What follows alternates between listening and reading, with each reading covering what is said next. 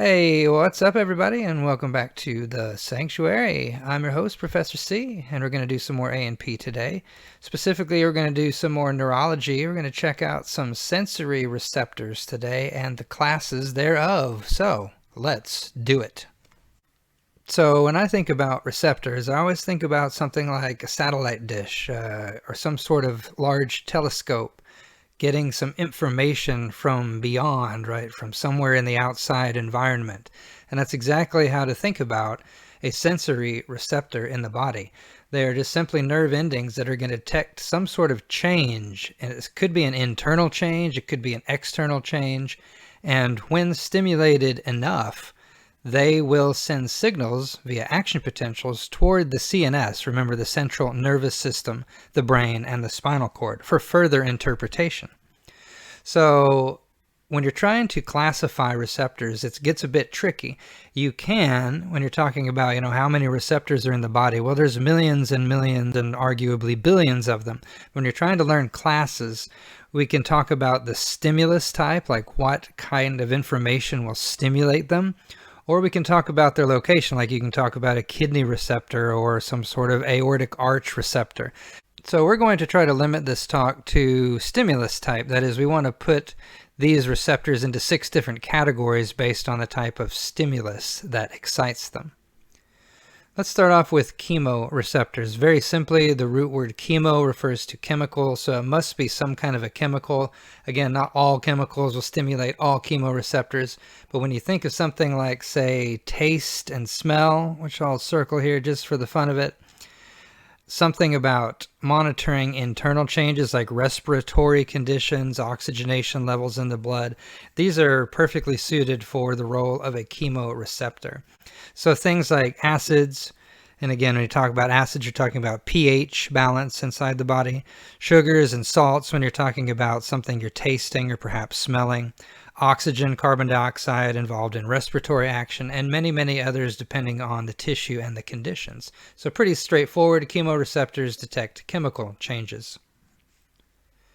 Thermoreceptors are equally simple to imagine. They have something to do with temperature, right? Thermo. Oftentimes in thermoreceptors, you'll see a sort of a branched nerve ending where you have a hot button and a cold button, so to speak, kind of like the faucets at your sink or so forth, where you have one that controls the hot water and one that controls the cold water.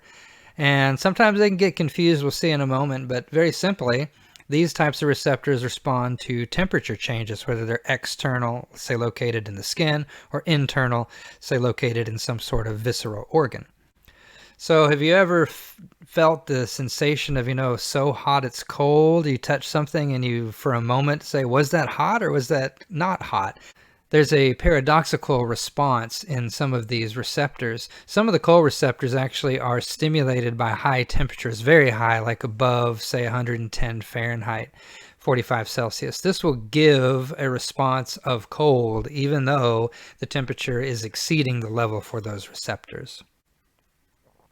A mechanoreceptor is, as it sounds like, some sort of mechanical or physical force is stimulating the receptor. So you can think of these in the sense of touching. You can think of it as your eardrums vibrating during hearing. So any type of vibration or sensation of pressure, these are all going to have something to do probably with a mechanoreceptor at some point. So the knee-jerk reflex, for example, is an easy one. If you hit the right type of structure, you can elicit a mechanical response to that impact. And we'll see that later on when we look at the reflex arc. Think about squeezing your arm, or maybe a bracelet that's too tight, or some socks that you've pulled over your feet, and you can feel the snugness of that pressure wrapping around your skin. Again, the way that the ears work, kind of like the way that this woofer speaker is working down here and vibrating. This would be mechanoreception. And oh my God, something creepy crawling on your arm. You can feel those tickles or those itching sensations because of these mechanoreceptors. So a lot of different variety here depending on where we find them in the body. Some examples of these, just to list them out. We'll give more specifics on them later, but Merkel endings and Ruffini organs and Golgi tendon, these are stretch organs. Meissner's and Pacinian corpuscles for light versus deeper touch. Free nerve endings for the bugs crawling on your skin type of phenomenon. cochlear cells in your ear doing the vibratory thing that you see on the speaker down here. And then baroreceptors have something to do with pressure, the root word baro referring to pressure. So lots of different types of mechanoreceptors found throughout the body. Proprioception, the root word proprio, is a root that always refers to ownership. So when you see that word in any situation, especially in biology, proprio refers to your own body parts, like take ownership of where your arms and your legs are. When you wake up in the middle of the night, you can probably figure out where your arms and legs are, even though you might be all twisted up because of the proprioceptors telling you where they are. So whether you're a ballet dancer or a football player trying to catch the ball and touch his toes both down in the line before he falls out of bounds, or the contortionist up in the top right spinning around like I certainly could never do. These are all done because of the ability of proprioception. So in response to movement of muscles and ligaments and other types of material moving around the joints, this gives you awareness of your body parts in three-dimensional space. Photoreceptors, again, very simple one, has to do with light. And when you see the light, you are using your photoreceptors. And of course, we're probably going to assume these are found in the eye. So these respond to light energy.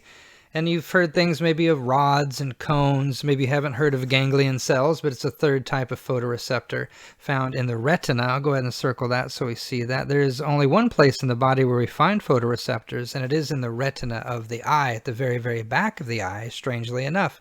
And there's three types: rods, cones, and ganglion cells.